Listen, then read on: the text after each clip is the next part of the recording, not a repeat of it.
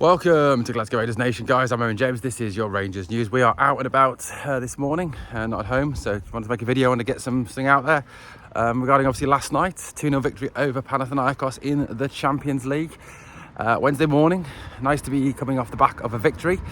Obviously after a good second half performance, a poor average first, I won't say poor, it was actually average first half performance.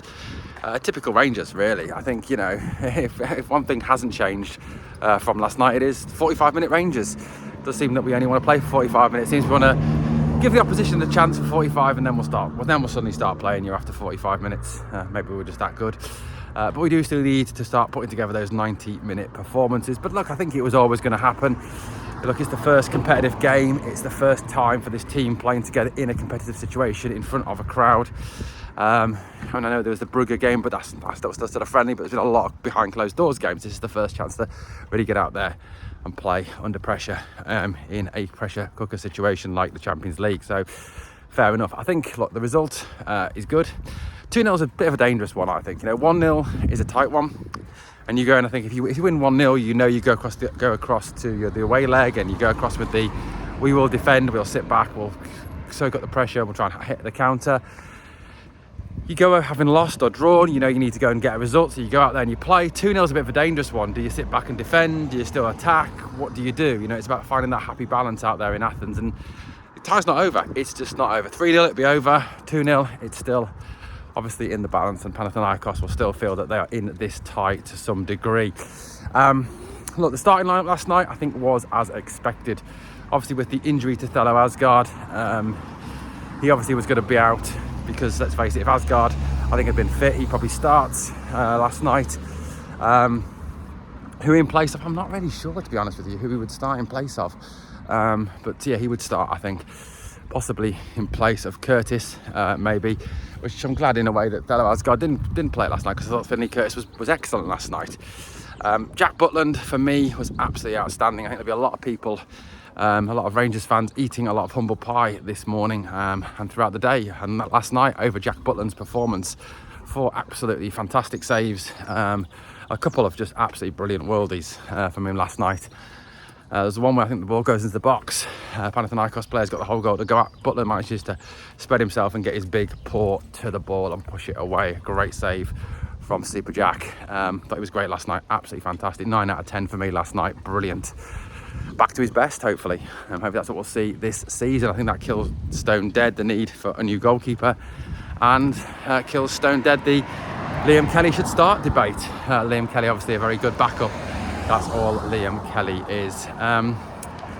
But in terms of, you know, the game, the stats, the game last night, I thought first half, I thought the defence was shaky at times. I thought that Suter and Giga were solid last night. Solid. I mean, yeah, there was a couple where Giga, you know, the howler, for example, where he gives the ball away in front of, right on the edge of his own box in the second, I think it was the second half we did that. But other than that, he was pretty solid, pretty robust. I think he'll grow into the role, get better. I thought Suter was solid as well. You know, in centre back. Aaron's at left back for me doesn't work. He's not a left back, he's a right back. And it's just ridiculous that we're playing him at left back when we've got 3 left backs in the squad. Obviously Ridvan couldn't play last night, but we've got Hjefte, we've got Fraser, both can play, both left backs, both left footed. Aaron struggled because he's not left footed. Aaron's, for me, should be playing at right back. There was the moment in the second half where he wins the ball when he's at right back, and he wins the ball, Cruyff turns out the situation, starts an attack which leads to the goal. That is indication of what he can do at right back. And once again, we are putting a player out of position just to crowbar James Tavernier into the team, just to crowbar a player who is at best 3 seasons past his sell-by date into the team. A player who is possibly one of the worst right backs in Scotland. I thought Tav last night was shocking, absolutely shocking. I thought defensively poor, went missing far too much, lost his man.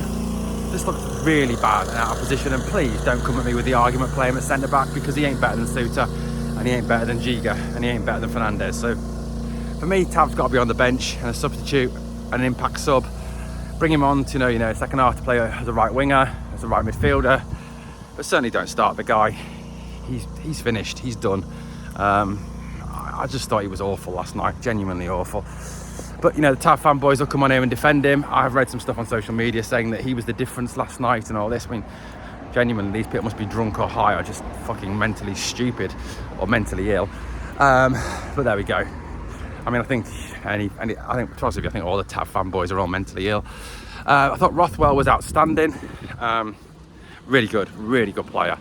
I think, putting obviously those people who've been saying that he is an English Championship duffer, putting that to bed a little bit there with his performance last night. He was excellent, clearing up, tidying up, winning the ball back, starting attacks. I thought he was brilliant last night, really good. Nico, I thought, did well last night as well. Yes, he gave the ball away a couple of times, but I thought he was very good going forward. Created chances, had a couple of shots, could have scored a couple of goals.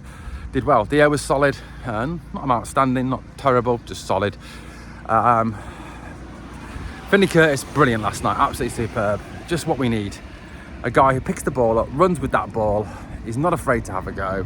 He's not afraid to go at players. He's not afraid to draw tackles. He's not afraid to be that catalyst for starting things on the left-hand side. And I thought he was superb last night. And there's just something, isn't there, about a young kid who's come through the academy, coming on, playing, scoring, and I was made up for the lad, and I hope he continues to get opportunities going forward for the rest of the season. Kieran Dowell, where do you start with Kieran Dowell? Genuinely don't know what Kieran Dowell is. Genuinely don't. He was a passenger. He did absolutely jack all for the time that he was on the game. I'm sorry, Russell Martin, I thought you did really well last night, the first game, even without your suit on, which seems to really bother some people. We'll touch on that. But Dowell, you've got to abandon this Dowell experiment, mate. It was just a waste of time. He is a waste of space. He's a waste of breath. He's a waste of everything. I don't know what he does. He just is absolutely useless, Kieran Dowell. I mean, he looked like a competition winner on the pitch. He looked like someone who'd been plucked from the street and given a Rangers shirt and gone, go out, have a run round for us then. He was genuinely that bad. Thought Danilo was solid up top, gave the ball away, had a shot in the first half, could have scored with that volley. But, first game back, did okay. Not too bad at all. High hopes for him this season. Him and Hamza, I think, have got to be the top two this season. Top two starters this season if you want to win something this season. Like I said, I think the big one for me, though, coming on was JD Gassama. What a player. What a player. Look, I'm not going to get too over the top about him because we all saw Robbie Matondo at the start of his Rangers career look outstanding. But I thought Gassama last night looked different class. He took players on, he beat players, scores his goal.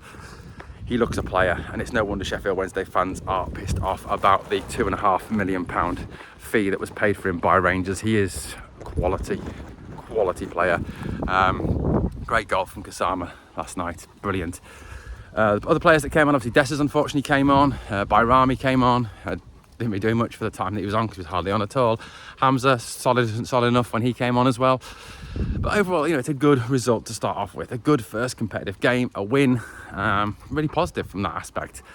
And it was nice. One thing that was really positive for me in the second half was to start to see patterns of play, to start to see a team that wanted to go forward, to play with some aggression, to play with some speed, take free kicks quickly, take corners quickly, take throw-ins quickly, get the ball moving, just have a go, just genuinely play positively on the front foot. And that's what we're going to need this season, especially if we're going to be successful in the league against the Diddy teams. So, all credit to Russell Martin for that. Really well done, Mr. Martin. Well done, Mr. Martin. One thing this morning that really has got me, this furore over the fact that he didn't wear a suit. Yes, he did at the start of the game, and then he changed into his own comfortable clothes. Some of our fans, honestly, get a fucking life, seriously. People criticising him for not wearing a club suit and brown shoes. I mean, utterly pathetic. Jesus Christ, a bit about standards and traditions. Guys, let's just get some right. For example, very few places these days you actually wear a suit for work. Like in our business, our head office, our area managers, our directors don't wear suits. okay? No suits, right? A lot of companies that I've worked for, no suits anymore. No ties, very informal from that aspect. I honestly couldn't give a monkeys what Russell Martin wears. He could wear Bermuda shorts and a vest on the sidelines, as far as I'm concerned, as long as he does his job well. These people criticising him for not wearing a club suit, get over yourselves, get a life, grow up, and realise that it's 2025, not 1975, okay? I just think it's ridiculous that we've got people slagging him off for not wearing a suit last night. Utterly pathetic, genuinely was. But look, overall, last night, really good results. 2-0, very positive, very good. Let's take it on now and let's get that win in Greece and get through to the next round to play Plitzen or Servette. Guys, let me know your thoughts in the comments. Thanks for watching.